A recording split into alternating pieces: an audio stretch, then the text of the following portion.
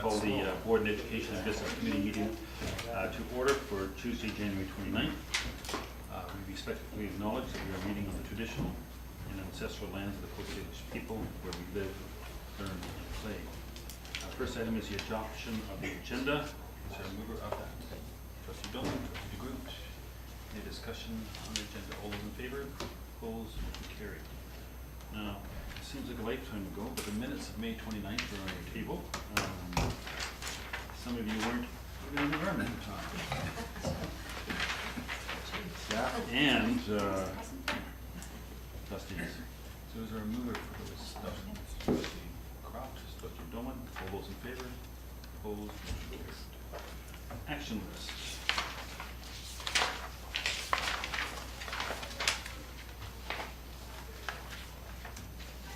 And this is actually the superintendent's. So Longbridge, do you have anything on this one? In progress at present time? Yes. You do?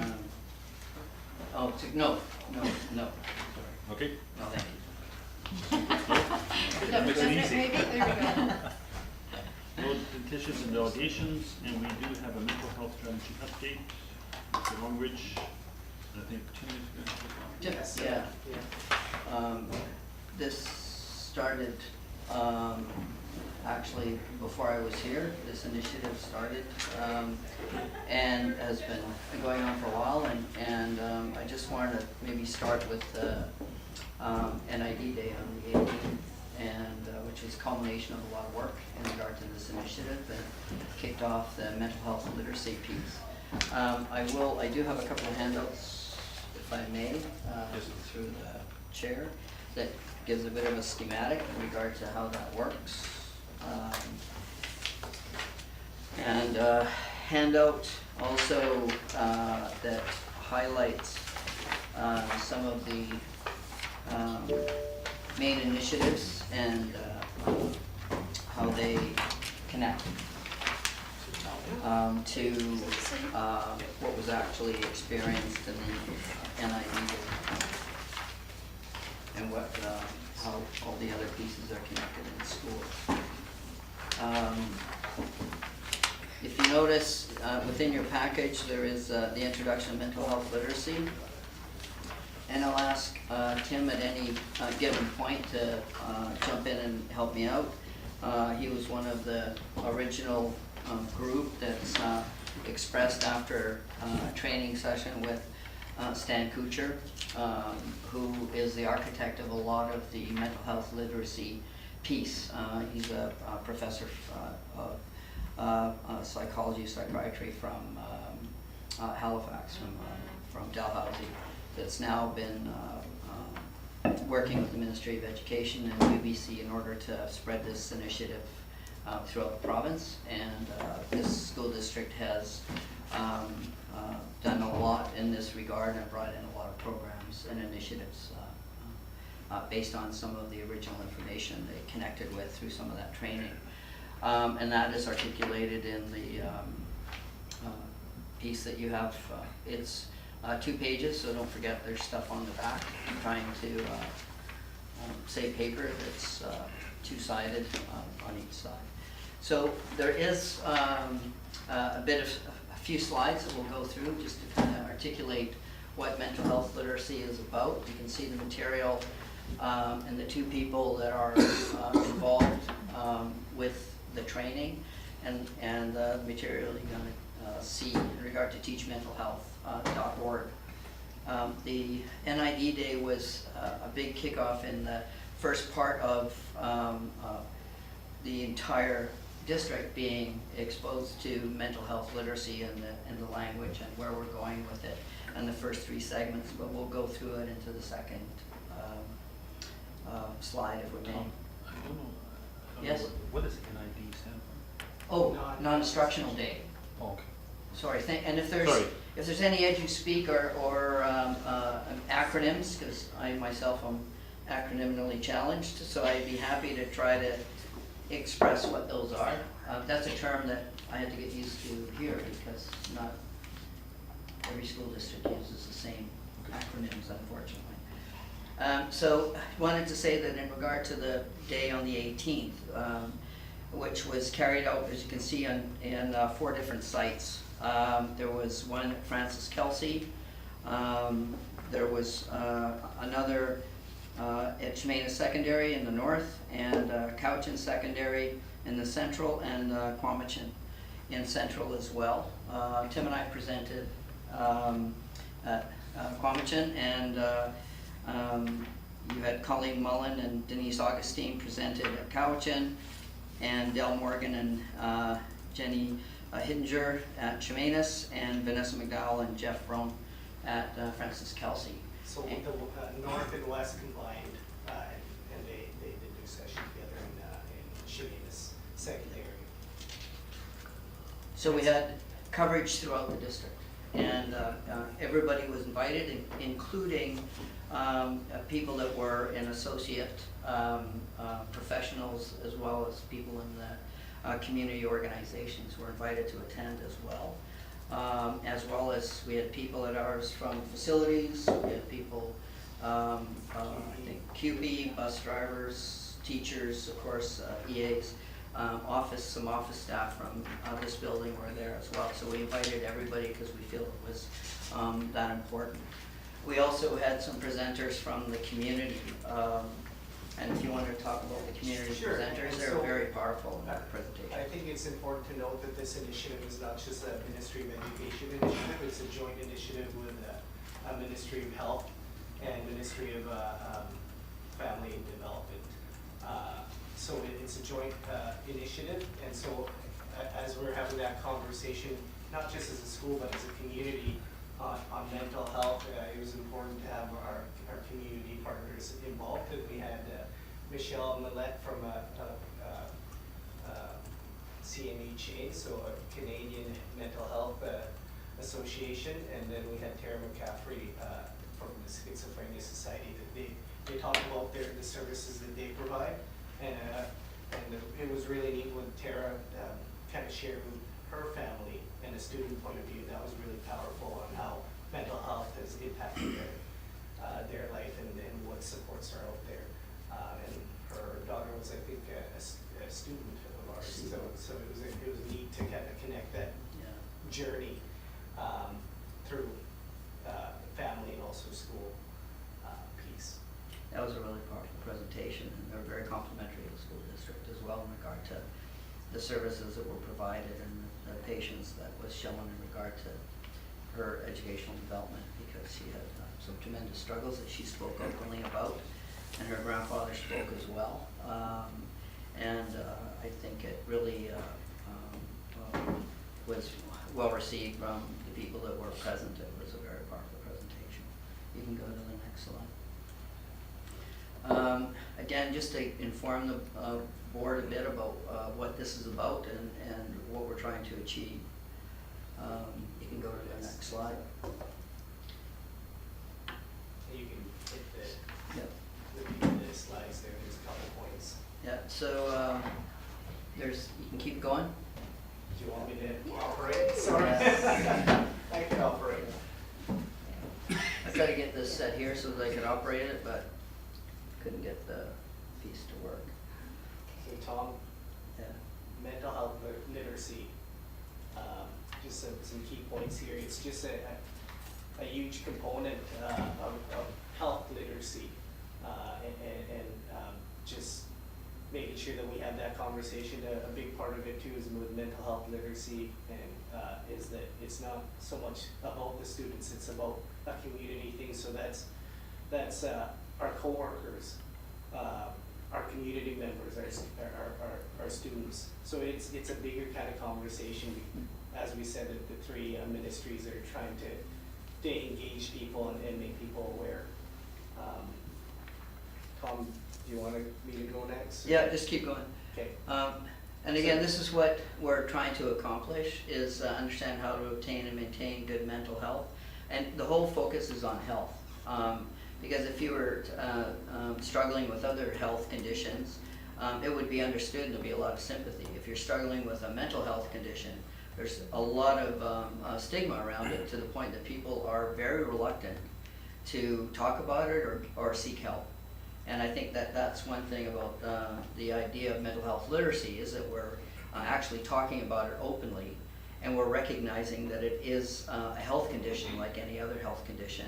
And the health part is what to focus on, is that we want to be healthy and create a healthy environment and help people on how to obtain that and maintain their mental well-being.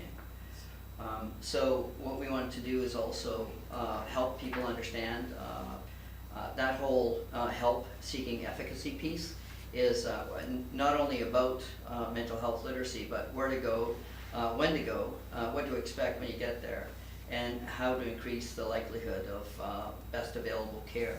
So it's how to enable people to get help and what that can look like, so that you're less resistant to do that. Tim? One of the big things with the decrease in stigma, what hit me is that I think it was up to 60 to 75% of folks that have mental health struggles don't get help because of the stigma, and that's such a huge piece, stigma and understanding. Can you imagine somebody with a heart disease, 65%, 60 to 75% of people with heart disease not seeking treatment? That to me is to really kind of hit with the work that we need to do on decreasing that stigma and learning how to be able to be supportive and know what we can do to help folks with that. Yeah. So who needs mental health? Colin? Yeah, so as you can see, we all do, basically. Another stat that was in a pension magazine actually, was talking about employees, and 44% of employees experience, this was in the pension magazine that actually, Jason pointed that out to me, that stat. And I found that fascinating, is that 44% of your any workforce will experience mental health challenges of one type, either in short term or in a longer term. And that can be anything from grief and loss, serialized loss, trauma that one experiences and carries with them. And if you put that together with people feeling stigmatized by doing anything about it, you look at how that can negatively affect your workforce, and absenteeism and people feeling that they don't know how to access help. So it's not, again, as we said, we want to make sure that the people that are taking care of the people are also looked after. And so you've got to help the people that are helping the kids. So it is a whole systemic, system-wide approach to what we're doing here. And that's why everybody was included in the conversation on the 18th. So it's understanding the common language. Another piece is, and you'll see that again later on in some other the material in the presentation, is not to diagnose. We're not looking to tell people how I think you're depressed. That's not what we're telling people, what we think they have. It's actually just to understand the language and how to get help. Educators has felt that it's important because that's where a lot of the people are, and that's where the kids are. And they feel that that's a central piece in which to, and that's the educational purpose, and you have trained educators that know how to do this. So that's why it's an optimal entry point into understanding mental health literacy. The key point to that too is that a lot of the onset of mental health is during the school years. So we're really positioned to help develop that culture and do some basic literacy so that when those kids experience that we're in a better position that they know how to ask for help, they know what's going on, and people that are noticing that know how to speak and support them. And you'll see some of this, you'll see when the onset happens. We have a slide later on. If you continue. Trustee Croft? Are you entertaining questions at this point? If you have questions, if they might come up later, but by all means, I'll try to answer whatever questions you It have. might be a good to parking lot because we might not be answering I've gone this far down the road. If you would like to park it, that's fine. So Sure, and just express it. if make sure that you express it if you don't get it answered in this. So one of the words, phrases used up there is identifying a mental disorder, and just part of that conversation enter in when when you're just seeking mental wellness, versus a disorder? Like, are we pathologizing too much Yes. stuff, I guess is And my that- question. How do we walk that line? We would actually prefer people not to maybe be aware of it, Mhm. but certainly one of the things that we're trying not to have happen is people, and that happens in the work we do, we have a lot of, people working with kids that tell us, I think this kid's suffering from, rather than describing the behavior and describing what's happening with that individual, be it a child or an adult, because that gives us more information in which the appropriate professional can determine what that is, rather than try to ascribe cause or diagnosis. And one of the slides too, Yeah. that we shared, and it might not be here, but what was really useful was to look at mental health as a continuum.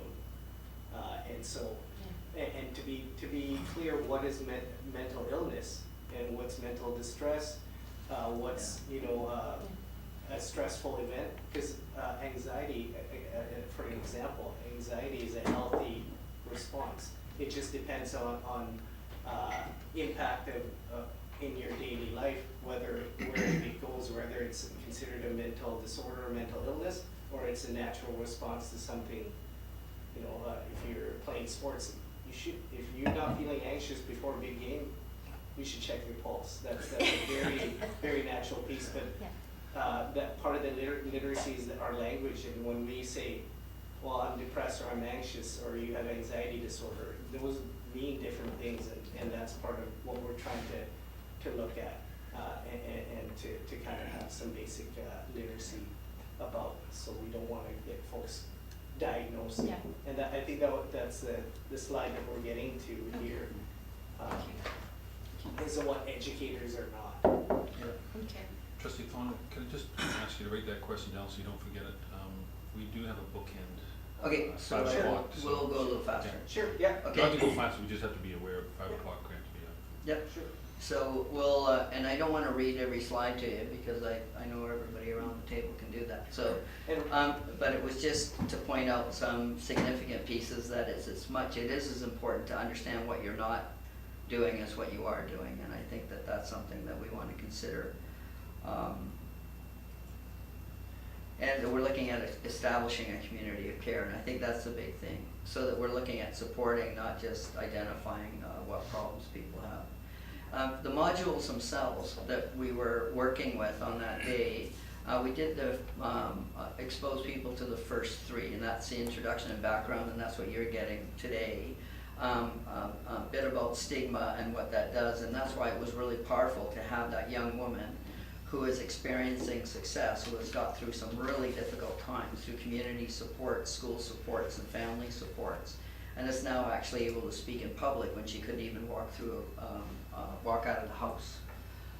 And what the stigma created in regard to some of the bullying and some of the online experiences that she had, that were not only not helpful, but they were re-traumatizing. so these modules kind of show you what the information that they're sharing. They're actually designed for teachers and educators and staff.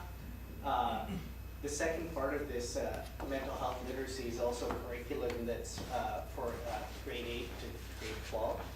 And so part of it is that we want to get this base knowledge for our staff. And then the other piece is that we do have a set curriculum that has been developed that teachers could use to use in their classrooms. And it really, they did a good job, and they did their homework to connect it with the current curriculum. So it's not just an add-on, it's a great complementary piece with the new curriculum. And there's a MOOC available through UBC that you can take training and get a certificate if you participate. This is just some stats that could be interesting, because it puts both in the population prevalence and then puts that into what you would see in the average class, if you look at the same number of people in regard to particular mental challenges or illnesses. So we have those students in our classrooms, so what are we doing about that? And some of them are identified and some of them aren't. And then just another stat piece here. And what we were talking about earlier, if you look at where the onset is, that's not always, quite often they're diagnosed, you might see some of the behaviors associated with that earlier, but you see when that's the average diagnosis period for some of those disorders. Now yes, some of it goes up to 30, but you see where some of them starts, it's right within, and that's why that critical age that we're looking at, grade 8 through 12, really is into first years of university as well as a critical period. But if you look at that, and where a lot of the onset, there is some earlier than that we have to be aware of, and that's why we're looking at the COM curriculum as well. Because if you're looking at some of the behaviors that are arriving or that we're dealing with, that COM curriculum, and that's identified and explained what that is in regard to the younger age in the handout that you have in front of you, the wall that looks at what the COM curriculum is. It's number 3 that you can look at your leisure as well. At the same time, on the 18th, as we were doing those 4 locations of doing mental health literacy, the kindergarten classes, schools that were, there's 5 schools that are doing the pilot project that were involved in training on COM for kindergarten kids, kindergarten grade 1. And that's something that has been, I think, tremendous success so far, I think, and we're looking at that continuing. If you want to. Well, I was at the training session. It was Yeah. a really great informative day, and that's Melvin the monkey right there, and he is the person who sort of leads the children through all these lessons and teaching them about the body itself and some great strategies for little ones in our entry schools. And so it's great. It was a great day. Yeah. So we're looking at as you can see from this, to take it away just from that particular mental health literacy focused day, it is an integrated approach in regard to a number of initiatives that are happening, including understanding behavior, because behavior quite often is a communication.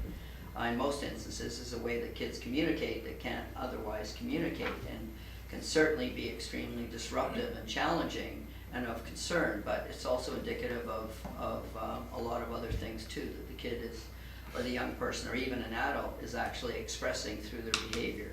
So understanding behavior 1 and 2 has already been in process in the district, and understanding behavior 3 is something that's in the next step. And Yeah, we'll talk if you about look that. at your graphic there, what's the really neat thing is that we have these mental health pieces that are exciting, that's teaching, that's programming that we're providing. But if you look at the graphic, one of the big pieces that we're working on in our district is behavior, the behavior support.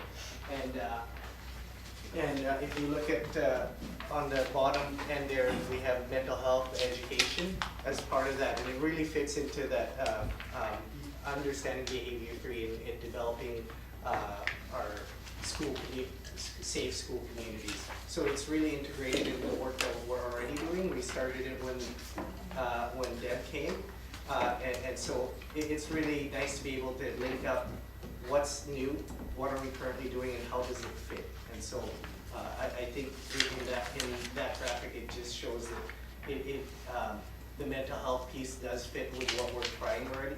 There's a spot for it, and so you know, when we're having these new programs, it's really the question is it another instead of or another one? And it's nice that in this graphic that it shows that we have that in our processes already that we're trying to implement. So it'll impact our practice on that, but it kind of builds on what we've already been working on. So.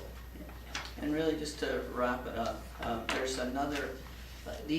Sometimes these initiatives look like they're spread out all over the place, but there is a coordination to them and intentionality to them, and even some things that don't seem totally aligned. That behavior piece is huge, and it's really connected to mental health, because quite often those are part of the elements that you're dealing with in mental wellness. When you look at even some of the initiatives that Gina was talking about in regard to health and well-being, and those for adults. I mean, that's connected to keeping people healthy and well, and the outcomes in regard to activity and levels of activity and physical wellness is hugely connected to overall well-being, overall health, and mental health. So when you're looking at health and wellness initiatives, again, looking at the adults are the ones that are supporting the kids. So there's certainly an integration into that. If you look at, we're just at VITRA training, which is the threat assessment training that we just went for the last couple of days. That's all connected to that too, because many of those young people that are experiencing that journey towards committing a terrible act quite often are leaking through one way or another that justification towards that happening, and in some way are communicating through that leakage to people that if you have the sensitivity and awareness to figure that out, you can prevent a catastrophe from happening. So all those pieces are all connected to mental wellness and health and well-being, and trying to actually support and I would say act ahead of it rather than react to it.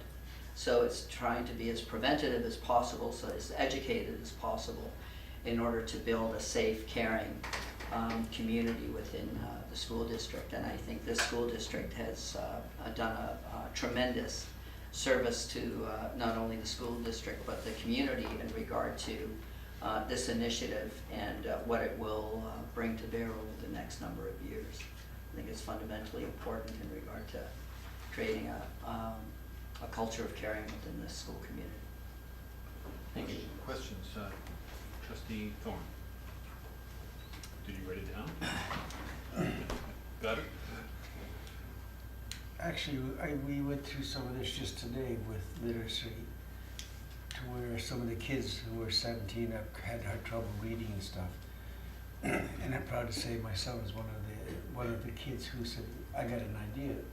So basing everything on Cat in a Hat, Green Eggs and Ham, set up a bunch of workstations for fun, and with those books, and I saw teamwork, meeting some of the doctors, the ministries, working with students in the elementary schools, going through the physicians. Some kids have to get injections, that kind of stuff. They have to be with dietitians. It's a lot bigger than this board realizes. And because I work with most of the First Nations kids in our school district, I get the privilege of going to a lot of these functions and sitting with the parents and walking through the stages with these kids. And I'm really impressed with this. It says a lot, but I started thinking while you were talking, I was picturing all of these kids working with disability and that kind of stuff with these kids. I've been really Thursday, I'm with a child. He's 15. He's very, very depressed because of marital breakdown. So I worked with the school to say we can help this child because it's affected his attitude, his outlook, went from being a soccer player, fair student, to just downright, I don't care anymore. And there is some, certainly some stats out there in relation to students that experience learning challenges or other diagnoses connected that affect their learning also have a higher percentage of emotional or mental wellness challenges that we have to be cognizant of. The only other thing I would say in regard to what's coming up in the near future is next week is that Interministerial Day on Mental Health, which does involve the senior leaders of MCFD, health, as well as education. And that the first inaugural meeting of that was last year, was the first annual conference, and Stan Kuchar was actually presenting at that conference. And this will be the second year. So it's a provincial focus that Tim referred to, that all the major support ministries are deeply engaged in and working collaboratively on. Any other questions? Trustee Campbell? This CALM program, so was that the remainder of our kindergarten grade 1 classes 22, or did most kindergarten grade 1s So I- participate in that? You can, yeah. So we started out with grassroots. It's a great partnering example partnership with Early Learning with Randy Lee and with Richard Matthews. And so we started out with maybe 5 schools that were interested because we were transitioning away from Friends, which was no longer supported by the ministry. And so this one is more locally developed in Abbotsford, and builds the same kind of social emotional learning. And so we started out with 5, and then we got feedback from those teachers and those schools, and they really liked it, and they connected with the other kindergarten teachers, and I think there was more, we were able to train more that was interested. So we're trying to do it grassroots versus, the district says thou shall do this program.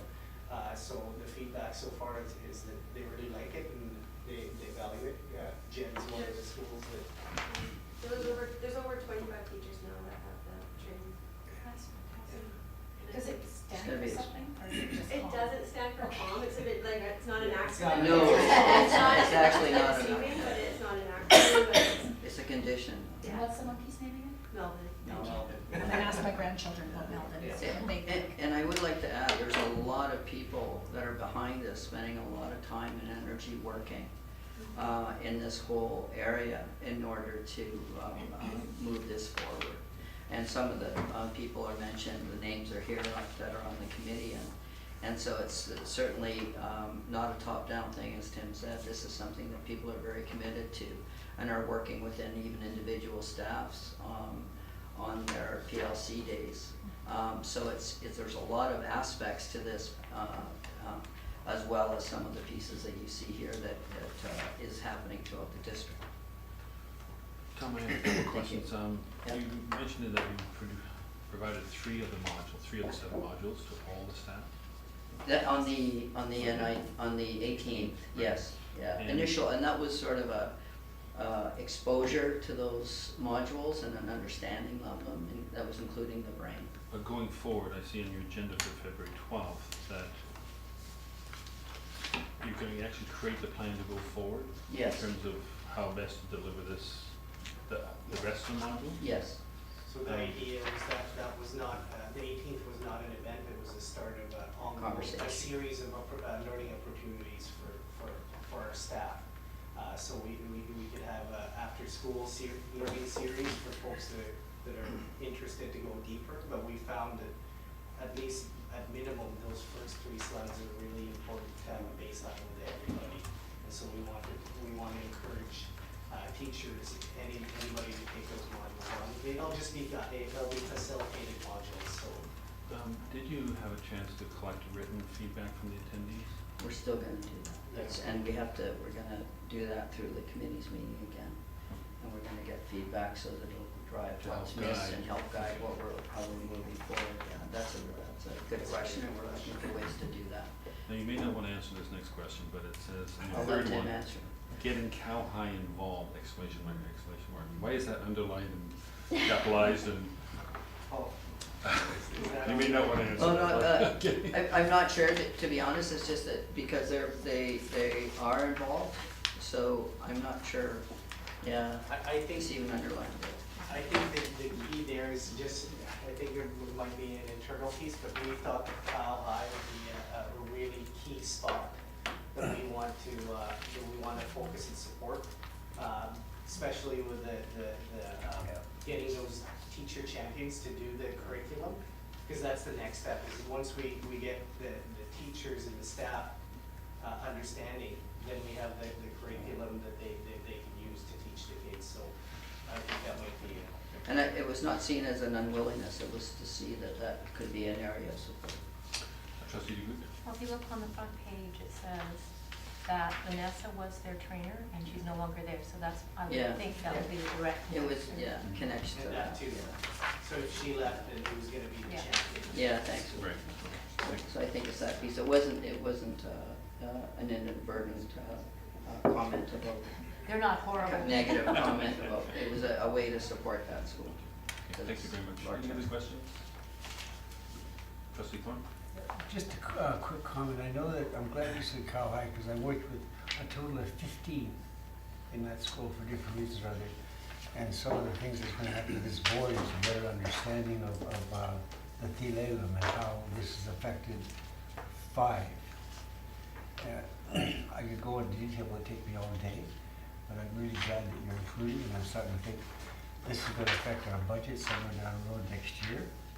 So we have to really start planning because of Bill 28, how it's affected the teachers now, and how we want to fit all of these, the new modules in. I have, but I like it. I like it.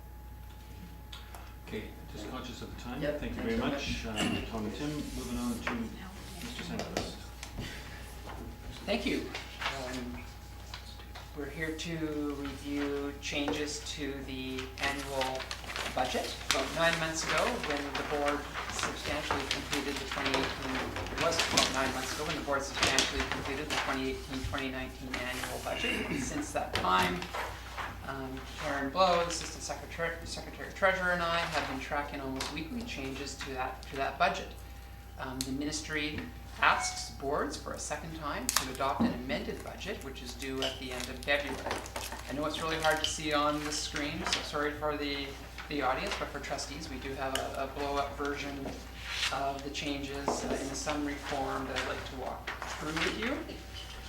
The budget is a consolidation of 3 separate funds, the operating, special purpose, and consolidated, but I'd like to focus on the operating budget to begin. The way this document is laid out that you have before you is that on the left-hand side, it has the 2018-2019 annual budget. And that is the budget that was adopted by the board at the end of June. And then I want to walk you through all the changes to that budget to arrive at the amended operating budget component. Okay, so you can see once you go to the left-hand column, the annual budget, down at the bottom where it says budget, well, almost the bottom, it shows a 0 or a dash. That means it was balanced at that time.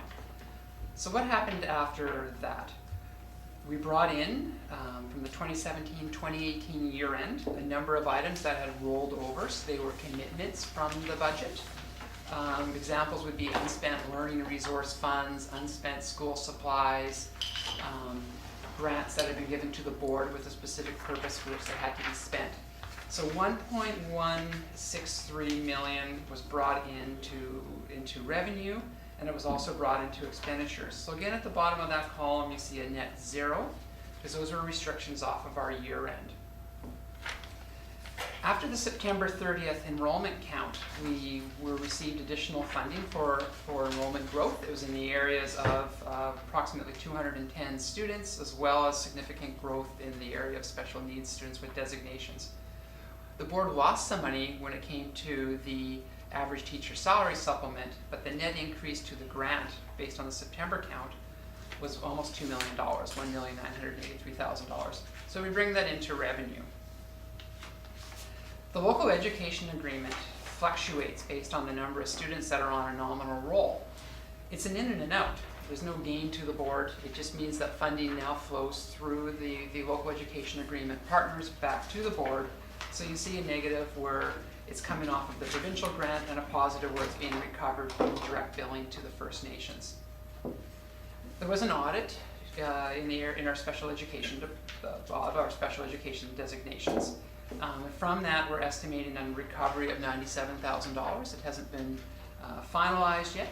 We have the findings of the audit, but we haven't had the recovery of the funding. We expect to be about $97,000 what the ministry will recover from the board. So we're budgeting for that. A mental health grant has come in of $33,000. So we're putting that into the budget and correspondingly putting that into an expenditure down below because it will be targeted for a purpose. And then there's always miscellaneous ins and outs that happen throughout in this case, over the 9 months. We have a slight drop in tuition. We've reduced our expectations around the international program. We also have had some additional revenues come in under other revenue. That's examples of what those might be, would be sales of equipment or school buses or just other miscellaneous grants that come in. So our total miscellaneous grant adjustments are about $64,000. And the final one here on the revenue side that I want to talk about is what was needed to, additional funds that were needed to be drawn down from the surplus to balance this budget. And I'm going to come back to this number again at the end because there's a direct relationship to why the board needed to draw down some of the surplus. So $658,000 of additional surplus was needed to balance this year's budget over what had originally been planned. So some things that happened since basically the budget was substantially completed in April was CPP and EI rates went up. So that was not anticipated and now has been budgeted for. So a cost of about $211,000 added to the budget to pay for that. But there's some goods as well. Municipal pension rate went down by about $93,000. So there's cost pressures and there's some savings. Teacher pension rate, it went down and saved the board about $472,000. But then the employee health tax, our estimate needed to go up. So our employer health tax, which is for the offset of the municipal MSP, sorry, medical services plan. They're going to exempt us. I'll come back to that part too. So what you don't see here in the revenue is the funding for exemption on the employee health tax. So there's been a commitment by government, but there's been no announcement on what the mechanism is going to be. So government has expected that boards still budget for the expenditure side. And so when I'm showing you the surplus, the unallocated surplus column, which is down at the very bottom on the left-hand side, when the board receives $685,000, which is what our estimate is for a reimbursement, which we suspect will come after the board does their provincial budget announcement somewhere around the end of March, because it's likely going to come in April, the next fiscal for province. They'll have a decision on whether to add that to that $963,000 remaining or to use it to repay capital. So we're not booking it in here because we can't. The ministry won't allow us to budget for revenues that haven't been announced, but we know it's coming. So what is the purpose of the exercise? Why would they just say you don't need to? We know we have the expenditure, so they want our budget to reflect that, but they don't know, the Ministry of Education does not yet have direction from government on what the mechanism is going to be for us to receive our reimbursement. And so without that, we can't budget for a revenue that hasn't been announced. If we were to file this budget with $685,000 in anticipated provincial funding, it would come back to the board saying we haven't approved that $685,000. We know there's going to be something because there has been the provincial announcement. It just when it's going to arrive. It's a timing issue. We've added an item of $60,000 for community consultations. So that is a budget for facilitating potentially 3 conversations this year of the North Zone, South Zone, and Central Zone. And that's an estimate that we've come up with what this could potentially cost. Another item that we've had to bring into the budget was on transferring of expenditures that we previously had in our overhead component of the Classroom Enhancement Fund. So that was the implementation of the Teachers Collective Agreement. Overall, provincially, the funding that was available in that fund dropped, and our funding dropped correspondingly with that. So we had items that we had anticipated being able to charge there, such as additional custodial services and clerical services. We've now brought them into the operating budget because they were commitments that were made and services that were needed to accommodate those additional classrooms.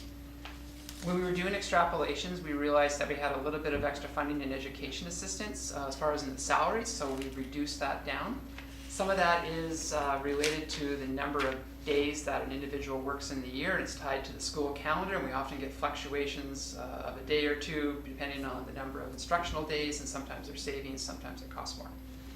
So we took that savings into the budget. Teachers have gone up a fair bit. You can see that we have almost $1.5 million in additional teacher costs from what we had originally in the budget. And there was a good component of that tied to the enrollment growth. So when we received additional students in September, we had to put in teachers for those students. We also had to put in teachers for the Classroom Enhancement Fund because some of them came with designation. So there was 2 components to that growth. So that had to be recognized, and that's all tied to formulas and class size limits. So there's not really a lot that we can do around that. It's directly related to the number of students that have come into the system. Same thing really with support staff. We've had to increase some clerical levels in schools that grew substantially, as well as custodial services. You see that charge there, so that's tied to enrollment growth. Under the exempt principal, vice principal item here, this is funding that is related to further implementation of the regional salary model for those employees. Then we have a number of miscellaneous staffing adjustments totaling $42,000, so just sort of ins and outs, reconciling wages, etc., people that shift between positions. We have a number of miscellaneous supply items here that were related to pressures such as diesel fuel and supplies. I think there was a turbo or something that blew up on a bus that cost $25,000 that we had to make an adjustment for, unanticipated, just some of them are smaller items, but when they put cumulatively, they actually add up to a fair bit. And one item that hasn't been considered at all by the board that we put in here is an item around technology. So over the last 2 years, we've added probably approximately 90 teachers and 200 students this year and about a couple hundred students last year. And our technology budget hasn't kept up with those demands of that growth. So we're at the point this year where we've hit our expenditures have hit budget, and we think we need some additional cash flow to get through the balance of the year in the area of tech in order to accommodate that growth. So where staffing is tied to a formula which relates directly to the number of students that you have, we also have growth in the areas of demands for technology that we don't have a formula for, and so we're here to ask for an additional $100,000 allocated to the tech budget. And the final item that we have here in the budget is the portable classroom purchases for $700,000. Now, I want to bring you back to the surplus draw of $658,000.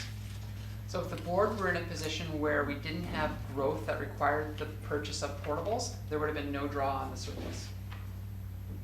If that can make sense. So we're bringing in $658,000, pretty much because we had to buy portables that were unanticipated and required to meet our growth this year.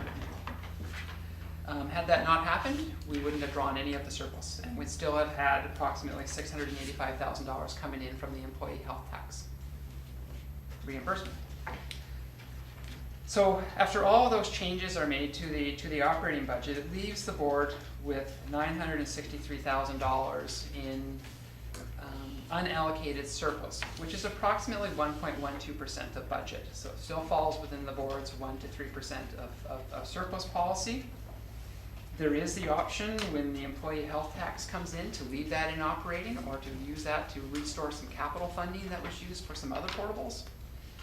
That'll be a decision of the board, so you could effectively top that back up to around $1.5 million, $1.6 million if you choose to use the employee health tax to add back to your surplus. You can restore the balance of these portables that have been purchased here, or use it to top back up capital funding. So that's a quick walkthrough of changes in the operating budget. If there are any questions, I can take those now. I have a question about technology. So, if you don't have, I need more staff and 400 more students over that time period, and they've had no increase in the technology budget, but we don't have a formula that actually triggers it, so it doesn't have to come back to this table. How do you determine what you need $100,000? It's kind of an odd number, isn't it? Well, it was a discussion with the district principal of technology, is what he felt he needed to get through the balance of this year. It isn't even an amount. It is an amount that was in the budget last year for technology infrastructure upgrades. So he felt that if he had the same budget as he had last year, he'd be able to get through the balance of this year. So that's where we came up with the $100,000. We would suggest that potentially in future budget development discussions that we come up with some sort of formula to tie that. Like we have supplies that are tied to a student number. We need to maybe come up with some formula that ties it to an increase in teachers, then we need to have X number of additional funding in the budget, or increase in students, we need to have X number of funding. But that number was in consultation with the district principal, and it aligns the budget with last year's total. So it still isn't an increase over prior year.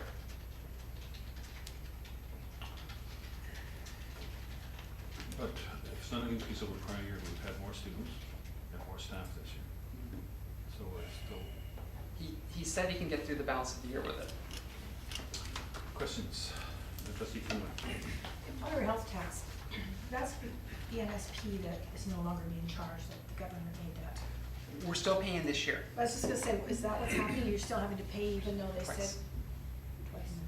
It's a double payment, but we're expecting to have the employee health tax component reimbursed. Okay, so they are still charging even though if I as an individual would be still paying. Yeah. Okay, thank you, that's what I wanted. It's one of our payroll deductions right now.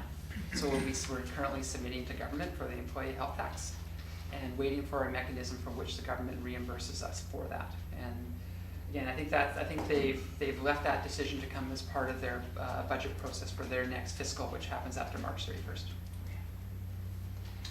Any other questions? Trustee Spokane. Just back to the technology piece. So in all of the review then of the district budget, were there other areas that came up that needed funding, or, you know, why was this the priority? It stood out as a priority because it's a budget that hit. Other budgets have been adjusted as enrollment grows. We do have formulas for learning resources. We have formulas for supplies, and it is technically a supply type item, technology, but we didn't have a formula. And the district principal was anticipating a similar budget to last year. And so as spending for this year hit the limit earlier than expected. If that explains it. Trustee Croft? Oh, sorry. So I'm just being careful that we had reviewed all areas of need and that this is the one that came up for us to attend to. Yes, as we do our projections, we're monitoring the spending levels in the other areas, and this is one that was highlighted for sure as hitting close to its budgeted allocation. Trustee Croft. I'm just gonna harken back to what our chair said, and that was $100,000 is what you alluded to, you didn't state, but it does feel like a conveniently round number.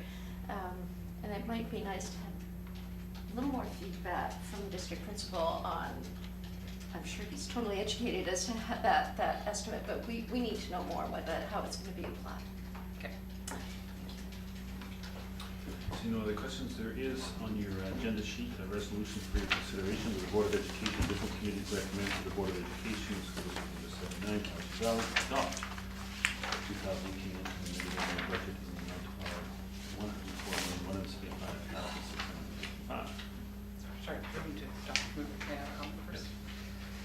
This is a consolidated number, so that is the combination of the special purpose funds. It is a combination of the capital and of the operating, and there are schedules supporting that number within your package. It is up from $98 million in the annual budget, so up about $6 million from where we were in March in total between those three funds. And it is the first time that the board's budget has exceeded $100 million. Trustee Gruden, Trustee Doman. Any discussion? All those in favor? Opposed? Motion carried.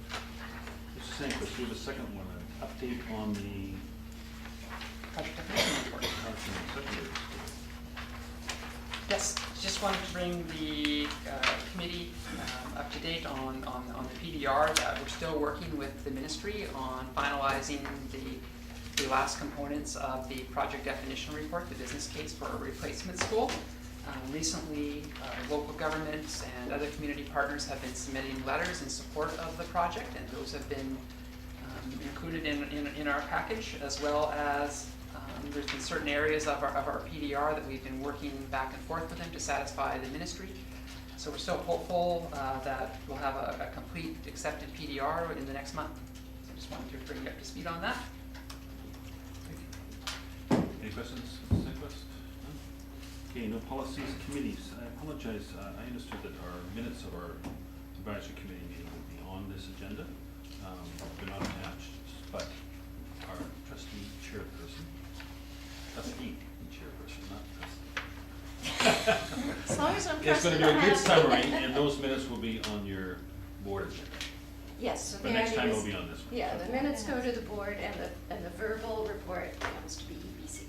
So, I know we're Sorry. a little stretched for time, so, here we go. We had decided that we would like to present a verbal report regarding advisory because it gives more profile to the excellent feedback that we receive from our educational partners. So here are a few highlights. I'll just run through them. DSAC reported that it's all good deeds at DSAC. They're working on Compassion Week and we'll be extending that programming into the elementary schools as well as secondary. QP is happy to report growing membership. With growing education comes growing membership. And some of their concerns, they are working on education around violence in the workplace, helping members to understand that this is not acceptable, and promoting understanding of the situation and access to support. Our clerical staff, they have requested more training for the casual staff around temporary assignments so they could walk in and feel more comfortable and be more productive. Our parents, DPAC, they spoke in particular about sexual health, and I have more on that a little later. And of course, I have our union representatives behind me, so I'm hoping I may not get all of this right, but it is in the minutes. All of our partner unions are, of course, looking forward to negotiations this year. And Erica in particular expressed that teachers need to know that the job list as soon as can so they can apply and be ready for the upcoming positions. Chris noted that there was an amazing student presentation about the Nuremberg trials that were thoroughly impressed all the parents and teachers and others in attendance. Our elementary school representative, Karen Peterson, wanted to thank all of our maintenance crews for their amazing heroic cleanup efforts after the December storm. The students are having fun with the gravity competitions, which are underway, and kindergarten registration is also starting up in the district. Teresa Forrest, representing the USW, they had their first bargaining unit resolution recently.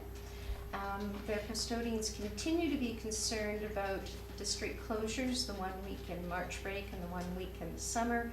With more students and more usage and pressures in our schools, just making more demands on keeping all those areas clean for our kids and our teachers. Secondary schools are already looking at timetabling for the fall. And also there are some transitional programs coming up, bringing in our elementary students who are heading into secondary school next year. So they get to know the lay of the land in their new schools. BCTF noted that, advised us to look for more information from BCTF regarding the culture of consent. More materials are coming available.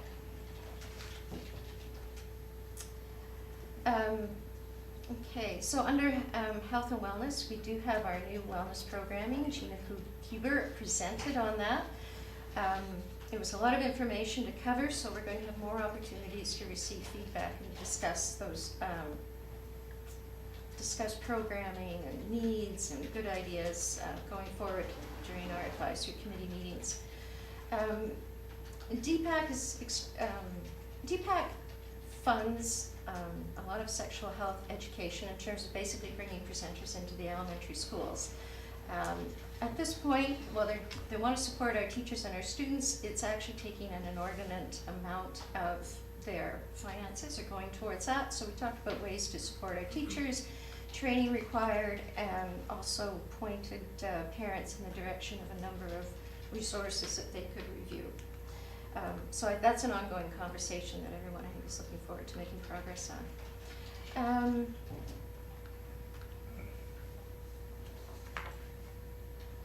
I actually do have notes, but then I always edit them when I go to read them, so that's the pauses. I should just read them.